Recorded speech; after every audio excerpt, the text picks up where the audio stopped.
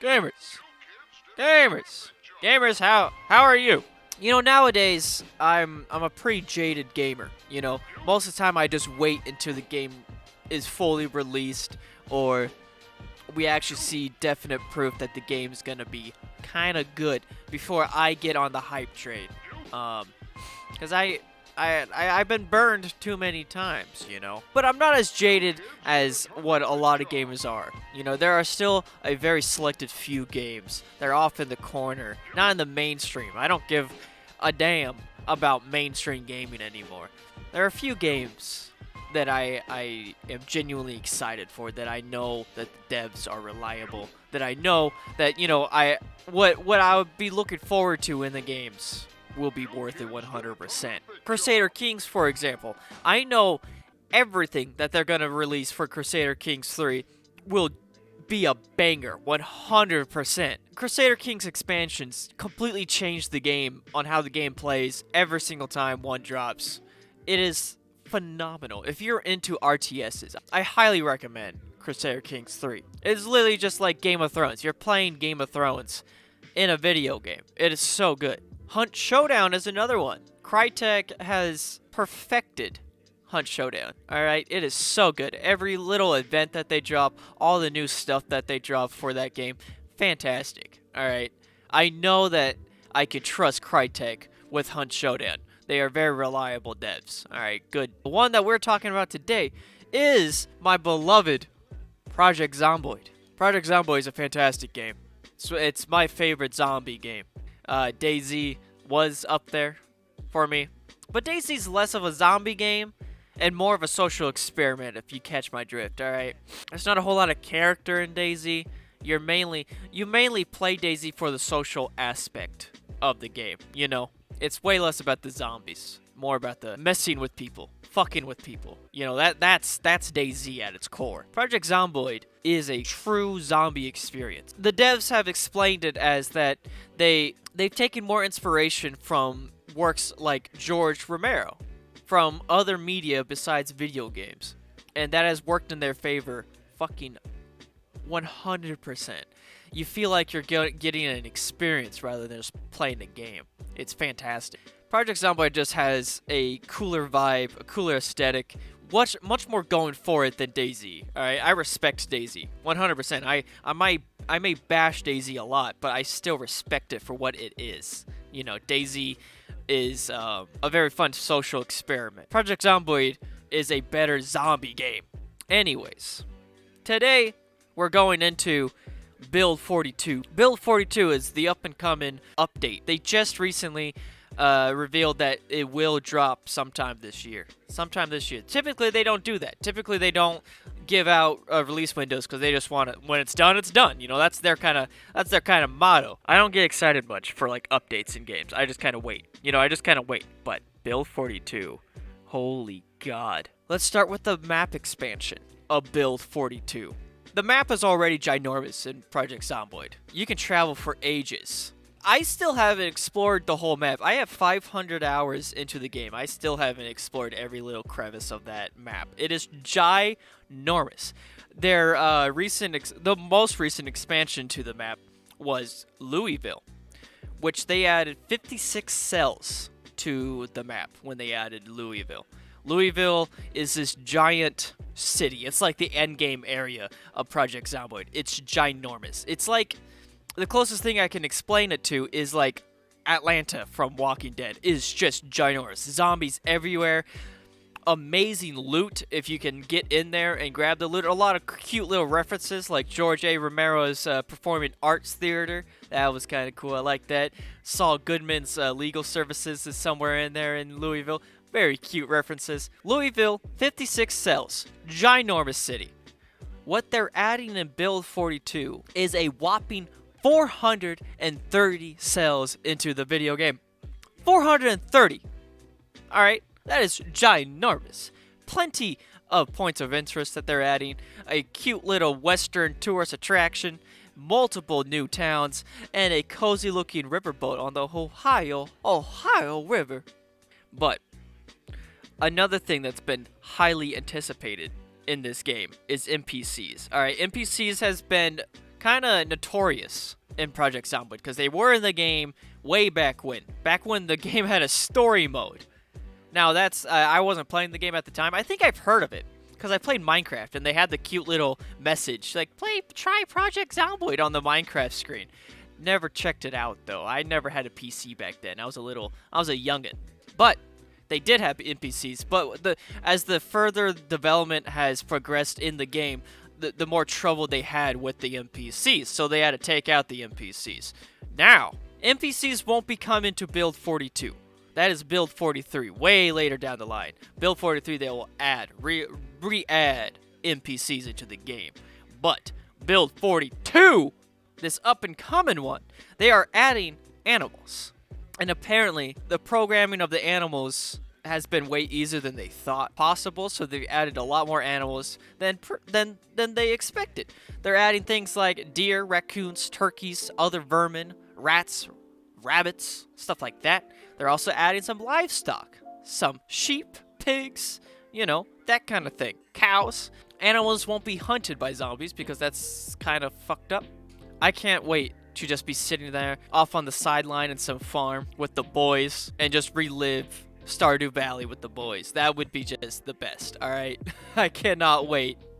Now, apparently, you can get attacked by these animals too. I think that just opens up a hilarious door, especially for me and my boys. We're a bunch of goofballs out here in the apocalypse. Alright, I cannot wait for my buddy to come back to the base telling me he got attacked by a turkey and he needs to be bandaged. That sounds hilarious. But also, parts of the map has been revamped. Cool looking churches have been completely revamped. We've gotten some teasers on that. New vehicles, 6 new TV shows, a new radio station, and 75 new VHS tapes are being added into Build 42. Basements will be in Build 42 as well. This will allow the capacity of 32 levels below and above the surface, which in the past has been super limiting. Haven't been able to build very cool structures.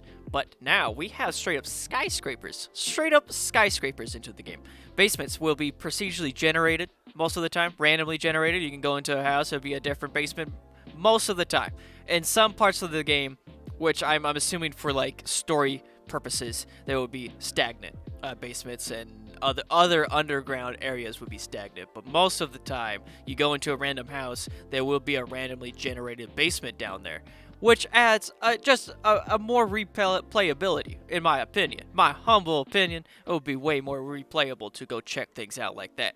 Now, to match that up, the new lighting system into the game that they're adding to Build 42 will be completely, way more organic than currently. Currently, it's like, hey, if it's nighttime, the entire map will be nighttime. And there's not a whole lot of wiggle room, or if it's daytime, it'll just be daytime. There's no organic lighting into the game currently.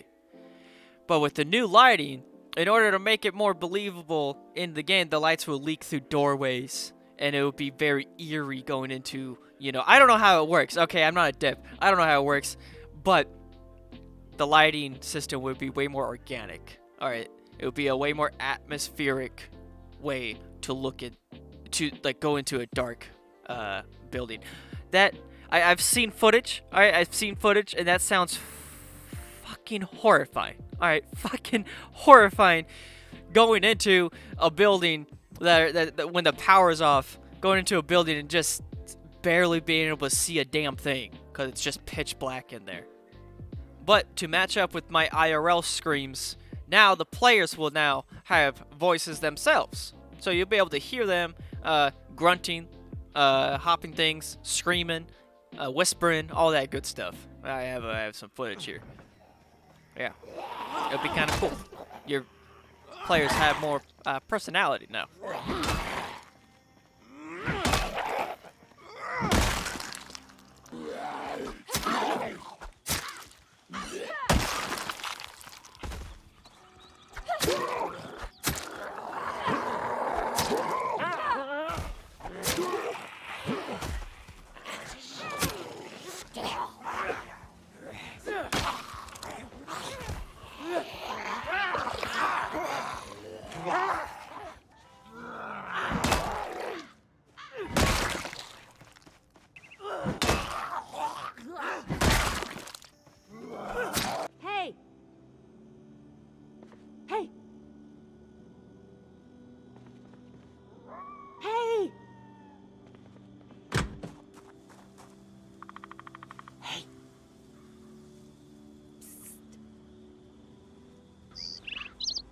Hey!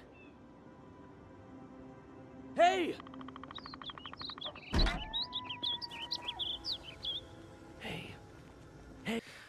Farming and fishing will now be revamped as well. Fishing will be more hands-on for now on for the player. Instead of the current fishing, where you just sit there and just click a button and go AFK for a while. It'll be more of a mini game now. It's kind of sick. It's kind of sick. New plants and crops and seeds for farming is being added. Lots of plants and crops and seeds and all that good stuff. A drying rack so you can dry out stuff. Herbs. Good old herbs is being added into the game. Growing seasons will be now a thing. Growing seasons. So now some plants won't be able to, be planted during the winter time, summertime, all that good stuff. It's great. It's fantastic.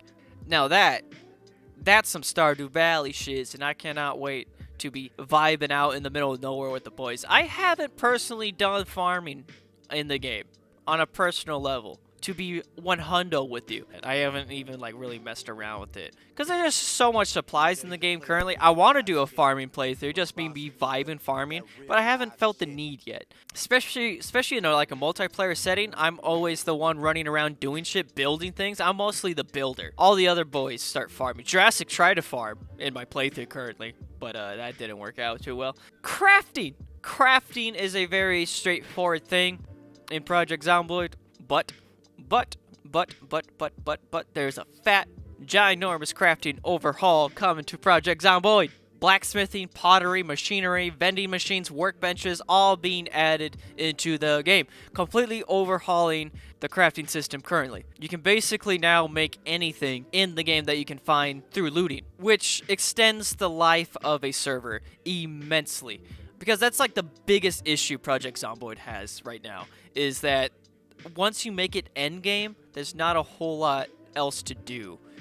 But with this new system, immensely extends the life of a server. You don't have to restart as much anymore because you can just make everything. One of the most anticipated, at least for me personally, are the plethora of items being added into the game.